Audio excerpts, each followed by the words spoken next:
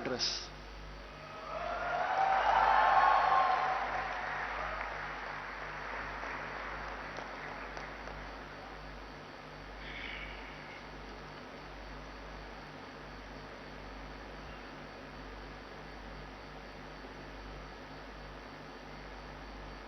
तेलंगाना की राज्यपाल श्रीमती तमिलसाई सौंदरराजन जी, केंद्रीय मंत्रिमंडल के मेरे सहयोगी श्री जी Krishna Reddy ji,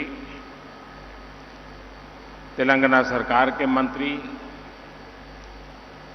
Indian school of business executive board के चेयरमैन, डीन, अन्य प्रोफेसर्स, टीचर्स, पेरेंट्स और मेरे प्यारे युवा साथियों,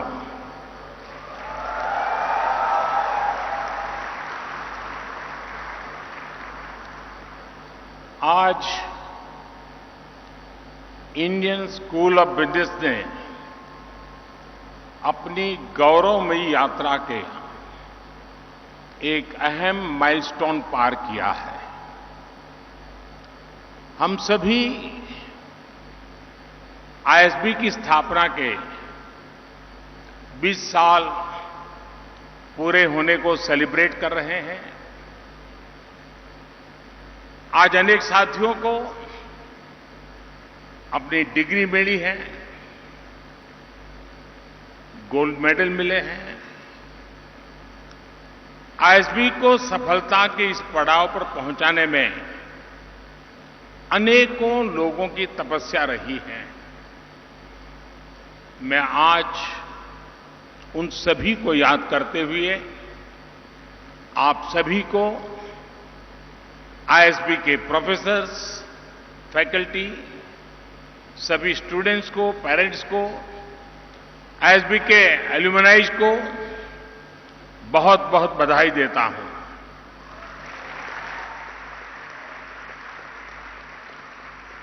साथियों, साल 2001 में अटल जी ने इसे देश को समर्पित किया था। तब से लेकर आज तक लगभग 50,000 एग्जीक्यूटिव यहां से ट्रेन होकर निकले हैं।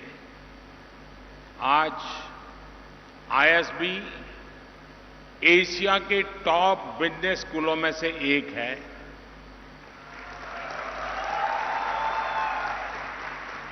आईएसबी से निकलने वाले जो प्रोफेशनल्स हैं, वे देश के बिजनेस को गति दे रहे हैं, बड़ी बड़ी कंपनियों का मैनेजमेंट संभाल रहे हैं। यहां के स्टूडेंट्स ने अनेक स्टार्टअप बनाए हैं, अनेकों यूनिकॉर्न्स निर्माण में उनकी भूमिका रही है। ये आईएसबी के लिए उपलब्धि तो है ही, पूरे देश के लिए गर्व का विषय भी है। साथियों, मुझे बताया गया है कि ये हैदराबाद और मोहाली कैंपस की पहली ज्वाइंट ग्रेजुएशन सेरेमनी है। आज जो स्टूडेंट्स पास होकर निकल रहे हैं, उनके लिए ये इसलिए भी खास है क्योंकि इस समय देश अपनी आजादी के 75 वर्ष का पर्व मना रहा है, अमृत महोत्सव मना रहा है। हम बीते 75 साल की उपलब्धियों को देख रहे हैं और आने वाले 25 साल के संकल्पों का रोड मैप भी बना रहे हैं। आजादी के इस अमृत काल में आने वाले 25 साल के लिए जो संकल्प हमने लिए हैं, उसकी सिद्धि में आप सभी की बहुत बड़ी भूमिका है। और आज भारत में जो आशा है, लोगों में जो आत्मविश्वास है, नए भारत के निर्माण के लिए जो इच्छा शक्ति है, वो आपके लिए भी अनेक संभावनाओं के द्वार खोल रही है। आप खुद देखिए, आज भारत G20 देशों के समूह में फास्टेस्ट ग्रोइंग इकोनॉमी है।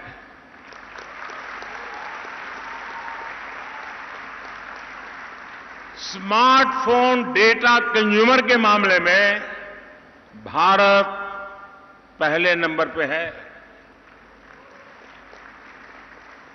इंटरनेट यूजर्स की संख्या को देखें तो भारत दुनिया में दूसरे नंबर पर है। ग्लोबल रिटेल इंडेक्स में भी भारत दुनिया में दूसरे नंबर पर है। दुनिया का तीसरा सबसे बड़ा स्टार्टअप इकोसिस्टम भारत में है। दुनिया का तीसरा सबसे बड़ा कंज्यूमर मार्केट भारत में है। ऐसी कई चीजें मैं आपके सामने रख सकता हूं, गिना सकता हूं। कोरोना जैसी वैश्विक महामारी में हम सबने और दुनिया ने भारत का सामर्थ्य देखा है। सदी की इस सबसे बड़ी आपदा में ग्लोबल सप्लाई चेन्स में इतना बड़ा डिस्रप्शन हुआ, फिर युद्ध ने भी इस संकट को और बढ़ा दिया। इन सबके बीच भी भारत आज ग्रोथ के एक बड़े केंद्र के रूप में उभर रहा है। पिछले साल भारत में अब तक का सबसे ज्यादा रिकॉर्ड एफडीआई आया। आज दुनिया ये महसूस कर रही है कि इंडिया मीन्स बिजनेस। और ये केवल अकेले सरकार के प्रयासों के कारण संभव नहीं हुआ है। इसमें आईएसबी जैसे बिजनेस स्कूल्स का, यहां से निकलने वाले प्रोफेशनल्स का, देश के युवा का भी बहुत बड़ा योगदान है। चाहे स्टार्टअप्स हो या ट्रेडिशनल बिजनेस हो, चाहे मैन्युफैक्चरिंग हो या सर्विस सेक्टर हो, हमारे युवा ये साबित कर रहे हैं कि वो दुनिया को लीड कर सकते हैं। मैं सही बता रहा हूं ना? आपको भरोसा है कि नहीं अपने आप पर? मुझे आप पर भरोसा है, आपको अपने आप पर है। साथियों, इसलिए आज दुनिया भारत को, भारत के युवाओं को और भारत के प्रोडक्ट्स को एक नए सम्मान और नए भरोसे के साथ देख रही है। साथियों, भारत जिस स्केल पर लोकतांत्रिक तरीके से अनेक चीजें अपने यहां कर सकता है, जिस तरीके से हम यहां कोई नीति या निर्णय लागू कर सकते हैं, वो पूरी दुनिया के लिए अध्ययन का, सीखने का विषय बन जाता है। और इसलिए हम अक्सर इंडियन सॉल्यूशंस को ग्लोबली इंप्लीमेंट होते हुए देखते हैं। और इसलिए मैं आज इस महत्वपूर्ण दिन पर आपसे कहूंगा कि आप अपने व्यक्तिगत लक्ष्यों को देश के लक्ष्यों के साथ जोड़िए। आप जो सीखते हैं, आपका जो भी अनुभव होता है, आप जो भी इनिशिएटिव लेते हैं, उससे देश हित कैसे सधेगा, इस बारे में हमेशा सोचना चाहिए। जरूर सोचिए। आज देश में चाहे ईज ऑफ डूइंग बिजनेस के लिए अभियान हो, 1,500 से ज्यादा पुराने कानूनों और हजारों कंप्लायंसेस को समाप्त करने का काम हो, टैक्स के अनेकों कानूनों को समाप्त करके जीएसटी जैसी पारदर्शी व्यवस्था का निर्माण हो, एंटरप्रेन्योर्स और इनोवेशंस को बढ़ावा देना हो, नई स्टार्टअप पॉलिसी हो, ड्रोन पॉलिसी हो, अनेक नए सेक्टर्स को खोलना हो, 21वीं सदी की आवश्यकताओं को पूरा करने वाली नेशनल एजुकेशन पॉलिसी को लागू करना हो, ये सारे बड़े बदलाव आप जैसे युवाओं के लिए ही तो हो रहे हैं।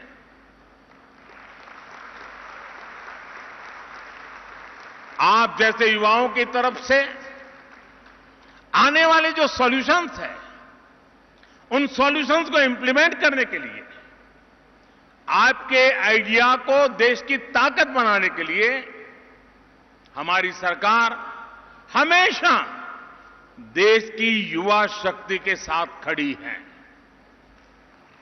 साथियों, आपने सुना होगा, कई बार एक बात को मैं बार बार दोहराता भी हूं और अक्सर मैं कहता हूं, रिफॉर्म, परफॉर्म, ट्रांसफॉर्म की बात करता हूं।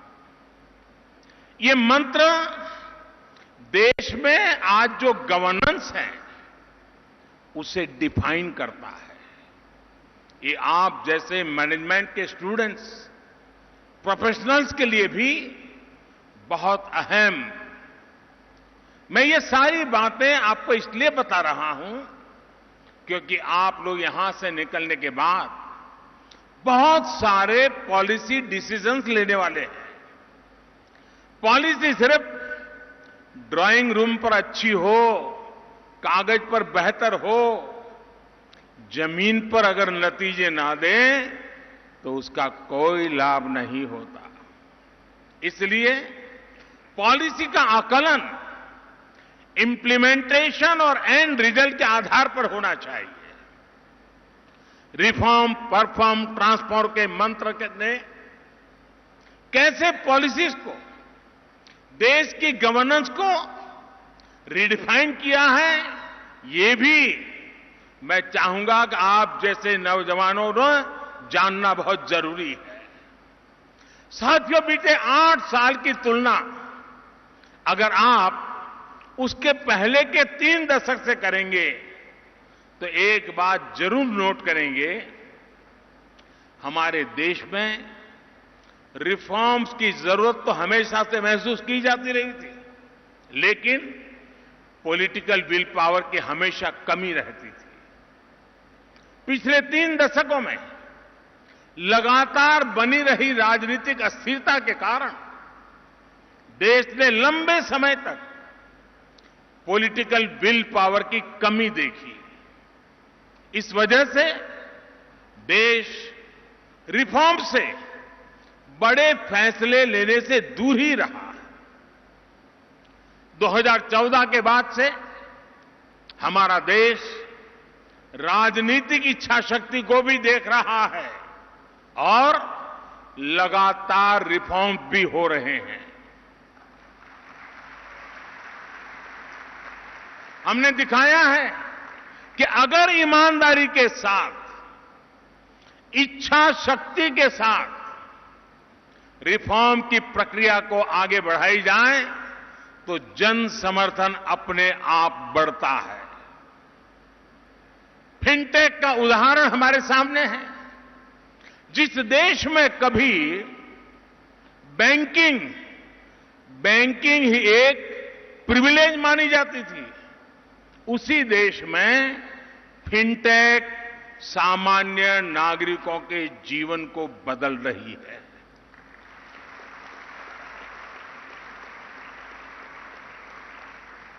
जहां कभी बैंकों के प्रति भरोसा कायम करने के लिए बहुत सारी मेहनत करनी पड़ती थी, वहां अब दुनिया की 40% 40% डिजिटल ट्रांजैक्शन हिंदुस्तान में हो रही है।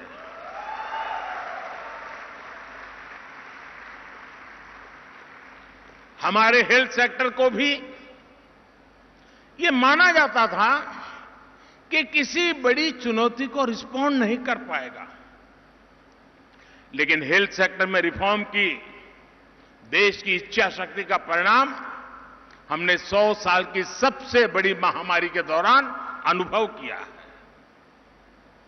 कोरोना ने जब दस्तक दी, तब हमारे पास पीपीई किट्स बनाने वाले मैन्युफैक्चरर ना के बराबर थे। कोरोना स्पेसिफिक जरूरी इंफ्रास्ट्रक्चर भी नहीं था, लेकिन देखते ही देखते 1100 से अधिक पीपीई मैन्युफैक्चरर्स का नेटवर्क भारत में तैयार हो गया। कोरोना की टेस्टिंग के लिए भी शुरुआत में कुछ दर्जन लैब्स थी। बहुत कम समय में देश में 2500 से अधिक टेस्ट लैब्स का नेटवर्क बन गया। कोविड वैक्सीन के लिए तो हमारे यहां चिंता जताई जा रही थी कि हमें विदेशी वैक्सीन मिल पाएगी भी या नहीं, लेकिन हमने अपनी वैक्सीन तैयार की। इतनी वैक्सीन बनाई कि भारत में भी 190 करोड़ से ज्यादा डोज लगाई जा चुकी है। भारत ने दुनिया के 100 से अधिक देशों को भी वैक्सीन भेजी है। इसी प्रकार मेडिकल एजुकेशन में भी हमने एक के बाद एक अनेक रिफॉर्म किए। इसी का परिणाम है कि बीते 8 सालों में मेडिकल कॉलेज की संख्या 380 से बढ़कर 600 से भी अधिक हो गई है। देश में मेडिकल की ग्रेजुएट और पोस्ट ग्रेजुएट की सीटें 90,000 से बढ़कर 1.5 लाख से ऊपर हो चुकी हैं। साथियों, पिछले 8 वर्षों में देश ने जो इच्छा शक्ति दिखाई है, उसकी वजह से एक और बड़ा बदलाव आया है। अब ब्यूरोक्रेसी भी पूरी शक्ति से रिफॉर्म्स को जमीन पर उतारने में जुटी है। सिस्टम वही है, लेकिन अब नतीजे बहुत संतोषजनक मिल रहे हैं। और इन 8 वर्षों में जो सबसे बड़ी प्रेरणा बनी है, वो है जन भागीदारी। देश की जनता खुद आगे बढ़कर रिफॉर्म्स को गति दे रही है। और हमने ये स्वच्छ भारत अभियान में देखा है। और अब वोकल फॉर लोकल और आत्मनिर्भर भारत अभियान में भी हम जन भागीदारी की ताकत को देख रहे हैं। जब जनता सहयोग करती है तो नतीजे अवश्य मिलते हैं, जल्दी मिलते हैं। यानी सरकारी व्यवस्था में सरकार रिफॉर्म करती है, ब्यूरोक्रेसी परफॉर्म करती है और जनता के सहयोग से ट्रांसफॉर्मेशन होता है। साथियों, ये आपके लिए एक बहुत बड़ी केस स्टडी है। रिफॉर्म, परफॉर्म, ट्रांसफॉर्म की जो ये डायनेमिक्स हैं, वो आपके लिए रिसर्च का विषय है। आईएसबी जैसे बड़े संस्थान को अध्ययन करके, एनालिसिस करके दुनिया के सामने इसे लाना चाहिए। यहां से जो युवा साथी पढ़कर निकल रहे हैं, उन्हें भी रिफॉर्म, परफॉर्म, ट्रांसफॉर्म के इस मंत्र को हर क्षेत्र में लागू करने का प्रयास करना चाहिए। साथियों, मैं आपका ध्यान देश के स्पोर्ट्स इकोसिस्टम में आए ट्रांसफॉर्मेशन की तरफ भी दिलाना चाहता हूं। आखिर क्या कारण है कि 2014 के बाद हमें खेल के हर मैदान में अभूतपूर्व प्रदर्शन देखने को मिल रहा है? इसका सबसे बड़ा कारण है हमारे एथलीट्स का आत्मविश्वास। आत्मविश्वास तब आता है जब सही टैलेंट की खोज होती है, जब टैलेंट की हैंड होल्डिंग होती है, जब एक ट्रांसपेरेंट सिलेक्शन होता है, ट्रेनिंग का, कंपटीशन का एक बेहतर इंफ्रास्ट्रक्चर मिलता है। खेलो इंडिया से लेकर ओलंपिक्स पोडियम स्कीम तक ऐसे अनेक रिफॉर्म्स के चलते आज स्पोर्ट्स को ट्रांसफॉर्म होते हम अपनी आंखों के सामने देख सकते हैं, अनुभव कर सकते हैं। साथियों, मैनेजमेंट की दुनिया में परफॉर्मेंस, वैल्यू एडिशन, प्रोडक्टिविटी और मोटिवेशन, इन बातों पर भी बहुत चर्चा होती है। अगर आपको पब्लिक पॉलिसी में इसका उत्तम उदाहरण देखना है तो आपको एस्पिरेशनल डिस्ट्रिक्ट प्रोग्राम को जरूर स्टडी करना चाहिए।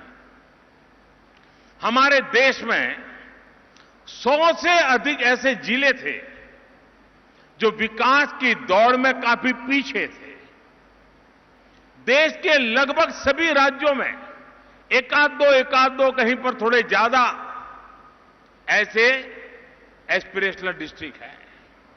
विकास से जुड़े हर पैरामीटर में ये जिले बहुत कम स्कोर करते थे। इसका सीधा प्रभाव देश की ओवरऑल परफॉर्मेंस पर, रेटिंग पर, ओवरऑल प्रदर्शन पर बड़ा नेगेटिव असर पड़ता था। इनको ये समझकर कुछ हो नहीं रहा है, बदलाव दिख नहीं रहा है, हालत बुरे हैं और इसलिए सरकारें क्या करती थी, उसको पिछड़ा घोषित कर देती थी। ये तो बैकवर्ड डिस्ट्रिक्ट है। अगर यही सोच है तो उनके मन में भी हो जाता है यहां तो ऐसा ही रहेगा, कुछ बदलाव नहीं होगा। सरकारी सिस्टम में जिन अफसरों को सबसे कम प्रोडक्टिव माना जाता था, निकम्मे माना जाता था, उनको अक्सर इन जिलों में तैनात करने देना और जाओ भाई तुम्हारा जानो, तुम्हारा नसीब, जाने पड़े रहो। लेकिन साथियों, हमने अप्रोच बदली। जिसे कल तक बैकवर्ड डिस्ट्रिक्ट कहते थे, हमने कहा है बैकवर्ड नहीं है, ये एस्पिरेशनल डिस्ट्रिक्ट है। हमने उसको एस्पिरेशनल घोषित किया और हमने तय किया कि हम इन जिलों में विकास की आकांक्षा जगाएंगे, एक नई भूख जगाएंगे। देश के एफिशिएंट युवा अधिकारियों को चिन्हित करके इन जिलों में भेजा गया। इन जिलों में होने वाले हर काम को विशेष तौर पर मॉनिटर किया गया। डैशबोर्ड पर रियल टाइम मॉनिटरिंग करने की व्यवस्था की। जहां जहां कमियां नजर आती थी, उन कमियों को दूर करने का प्रयास किया गया। और साथियों, आपको जानकर के खुशी होगी, आज स्थिति ये है कि इनमें से कई जिले आज देश के दूसरे बेहतर समझे जाने वाले जिलों से कहीं ज्यादा अच्छा परफॉर्म कर रहे हैं।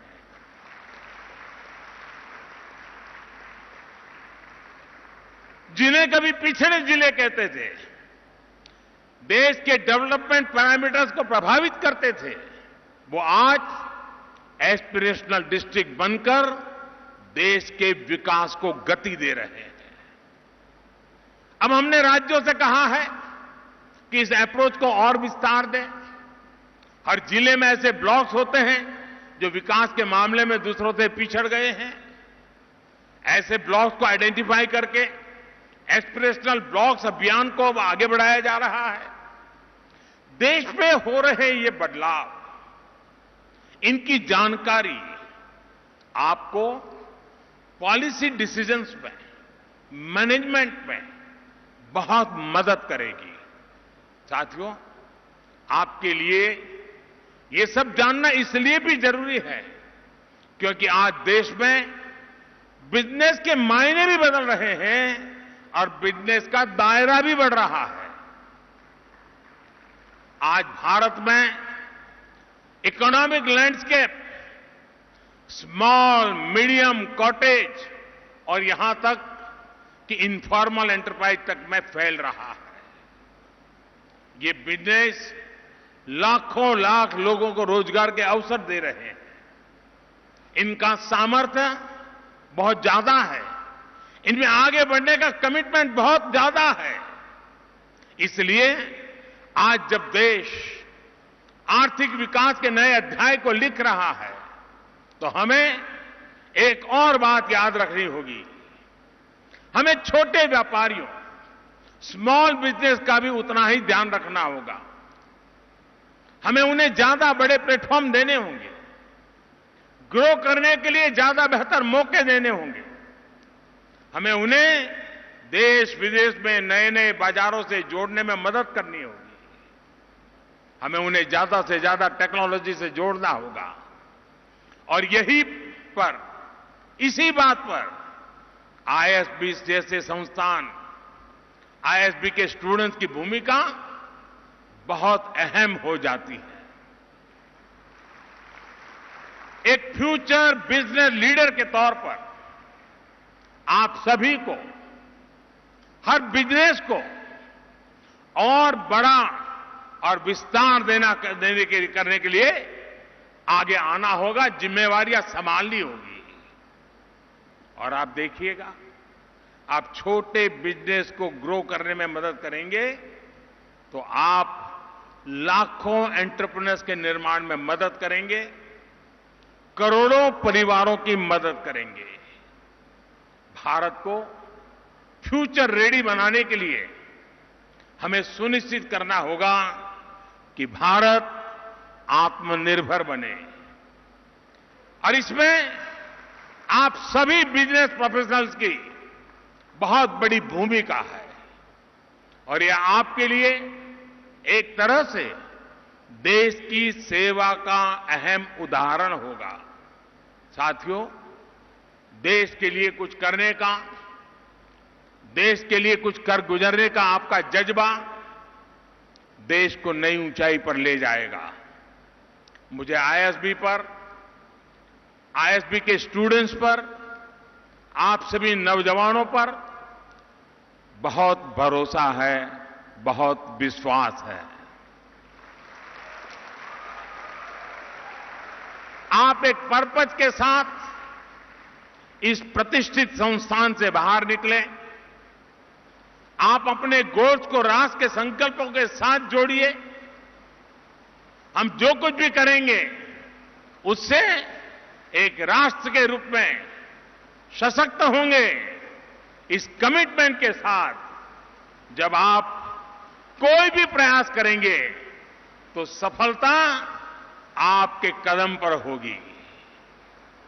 एक बार फिर आज जिन जिन साथियों को मुझे मेडल देने का अवसर मिला है और भी जो लोगों ने सिद्धियां प्राप्त की हैं, उनको, उनके परिवारजनों को अनेक अनेक शुभकामनाएं देता हूं और आईएसबी भारत की विकास यात्रा में ऐसी पीढ़ियों को तैयार करता रहे, ऐसी पीढ़ियां ले राष्ट्र के लिए समर्पित भाव से कार्य करती रहे।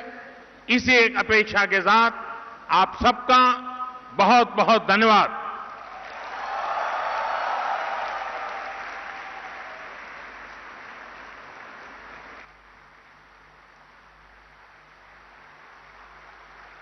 Thank you, sir. Thank you for those wonderful speech.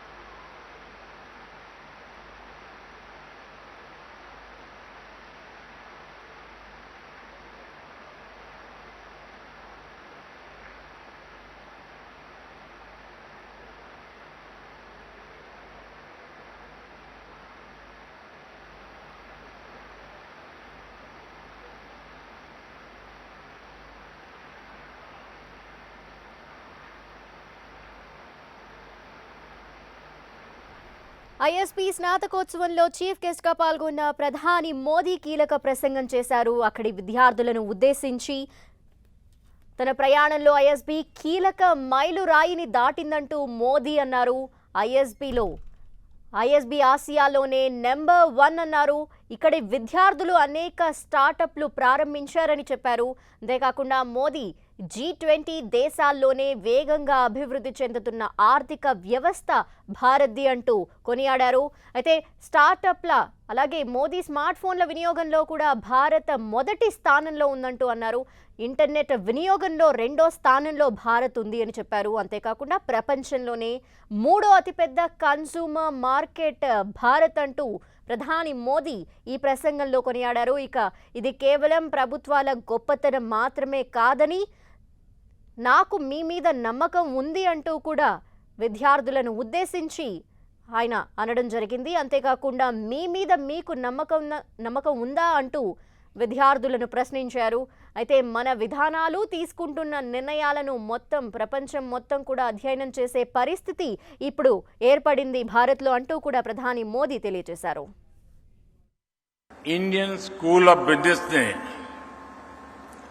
अपनी गौरवमयी यात्रा के एक अहम माइलस्टोन पार किया है.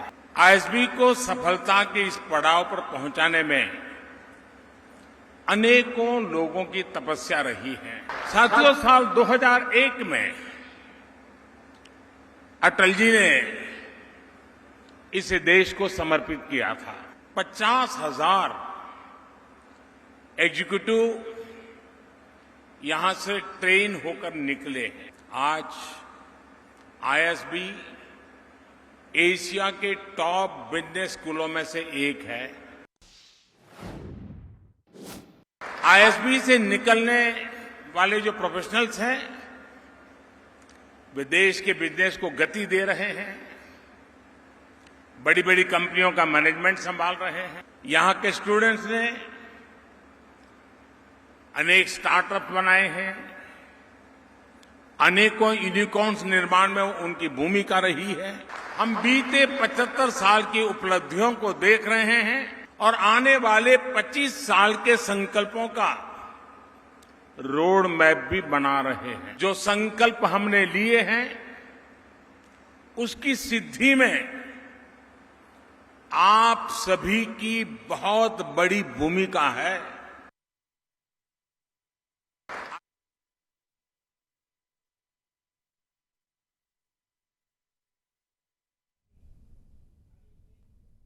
स्मार्टफोन डेटा कंज्यूमर के मामले में भारत पहले नंबर पे है. इंटरनेट यूजर्स की संख्या को देखें तो भारत दुनिया में दूसरे नंबर पर है. ग्लोबल रिटेल इंडेक्स में भी भारत दुनिया में दूसरे नंबर पर है. दुनिया का तीसरा सबसे बड़ा स्टार्टअप इकोसिस्टम भारत में है.